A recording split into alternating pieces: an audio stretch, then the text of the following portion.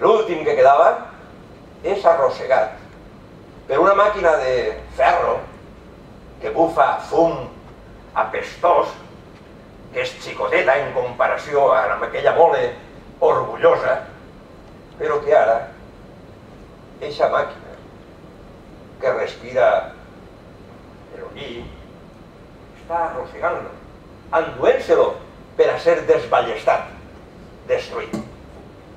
Hem canviat d'època. A més, aquests cels que pinta sempre Turner ens dicen d'una altra cosa. Uns anys abans ha hagut una explosió d'un volcà extraordinària, la més gran en els últims 10.000 anys.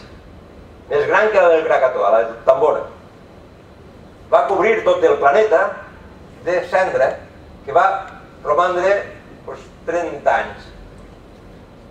I va produir allò que es coneix com la petita edat de gel.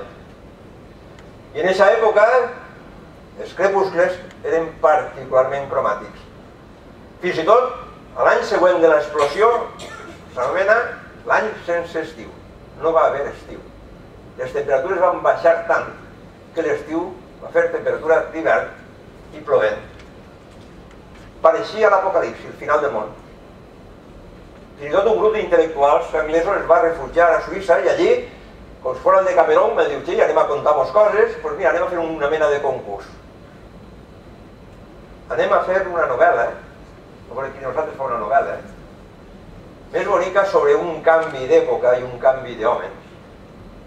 I d'ahir sorgeix Frankenstein. Mare, si n'hi era una altra que estava allà. Com? Exacto. I els demés no van aconseguir. Exacte. I ja passem a la segona. La columna de l'esquerra és la mateixa que us he mostrat abans. Ara entrem ja en la segona revolució industrial. Us conte contat, ja s'ha acabat, però ja m'han tirat. Alguna cosa? Sí. No, això no va, eh? El conte contat és ell, L'altre és una altra coses. Bueno, ja no sé. Segona revolució industrial. Apareixeran noves potències emergents.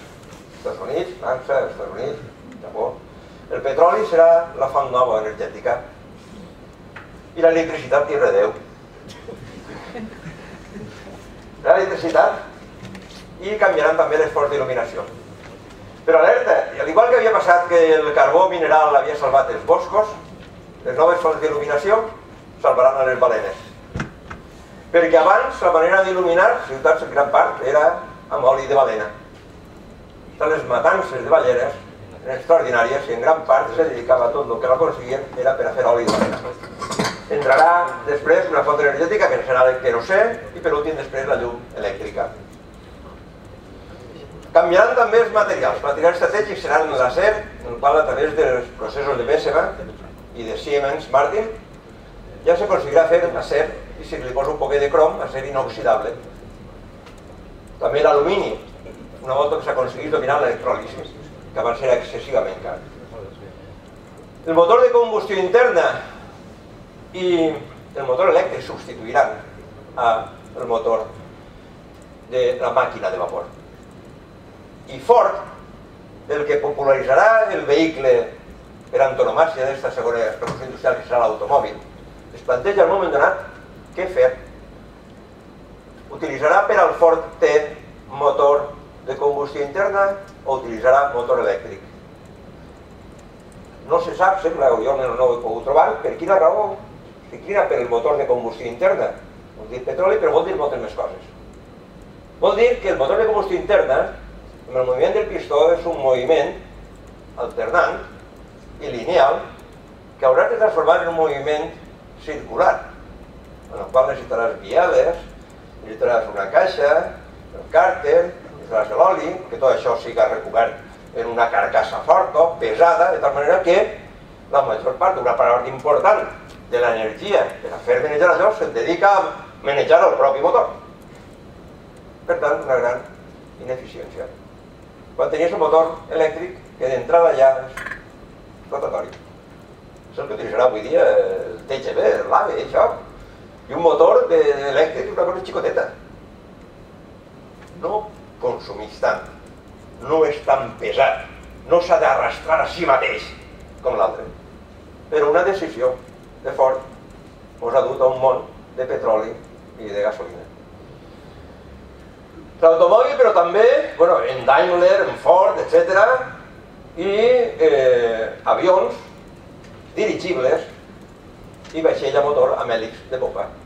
Dirigible que en un moment donat és l'opció que agafa Alemanya per al transport a llargues distàncies per l'aire, front a l'avió que agafaran els Estats Units i altres països. Desenvoluparan molt de indústria aeronàutica, Alemanya no. Això ho veurem després de la Segona Guerra Mundial, que Alemanya, per exemple, no tenia bombarders estratègics de llarga distància. Perden la batalla d'Inglaterra, totes coses d'això, perquè havien optat malament pel dirigible. I havien confós que el viatge, per anar, per exemple, d'Europa a Amèrica, era important estar en bones condicions, còmodament, molt de cambrer, molta cosa, quan el que havies de fer el viatge és arribar. Per als cambrers i per al tio del violí, te podies quedar en casa. No feia falta estar xucu, i ràpid. Un error que després va costar molt, en algunes coses afortunadament. La indústria química, ara l'epítome ja serà la química, no el teler mecànic. La indústria química amb Solvay, mateixa, la sosa, que per cert, saber com fer sosa industrialment, carbonat de sodi, afona a Alacant. Alacant vivia en gran part, o havia triomfat, perquè comercialitzava sosa barrella, una planta molt abundant, que el que agraves era cremar-la, fer cendra, i aquesta cendra és carbonat sòdic, en gran part, que servia per a fer vidre, per a fer sabó, per a fer mil i una coses. Ara es pot fer en fàbrica, Solvay, com la gran ímpetu de la indústria química francesa. Perquè és l'anilina i els colorants, el cautxú vulcanitzat, en un cas de serendípia, en el que el cautxú eixe que quan s'escalfava se doblava i quan se feia fred era molt rígid, la deixa al costat del sofre, se mescla i el cautxú de repente se troba que és maleable, que es pot fer rodes, que no se gasten quan no se derretixen quan fa massa calor, no es trenquen quan fa massa fred, cautxú vulcanitzat. Ja poden anar els cotxes amb rodes de cautxú. O l'era dels explosius, la nitroglicerina, la idea que té Nobel de mesclar-la amb farina fòssil, fer dinamita i de repente poder trencar muntanyes per vies de comunicació, etc. O és un món en el que el cel·luloide també s'inventa i al principi no saben què fer. Diuen, se pareix molt a l'ivori, al marfil, i el que fan són boles per a billar, hi havia molta afició. El problema és que aquestes boles en cel·luloide, quan xoquen entre elles, peten. I clar, està jugant al billar i tots pistoleros allà en els Estats Units i tot el dia en l'estat era un rotllo. Diuen, sí, això no va. Hasta que algú diu, però si en compte de fer boles que van petant, fem làmines, diu, hòstia, tenia una altra aplicació. I després serviran de base en gran part per a la fotografia i per a la cinematografia. I altres món de transformacions importants, per suposar les medicines, barbitúrics ja hem parlat, i al final d'això ja aspirina balla, Hoffman, perdó. Transformacions importantíssimes a conseqüència de l'anterior i per tant a conseqüència dels científics que havien plantejat aquestes lleis de la física que tant s'han interessat o de la química. Altres conseqüències, si tenim acer, podem fer edificis enormes. Si damunt agarrem una caixa en un cable i podem pujar i baixar persones, això ho fa Otis, ascensors Otis, evidentment. És el que fa això.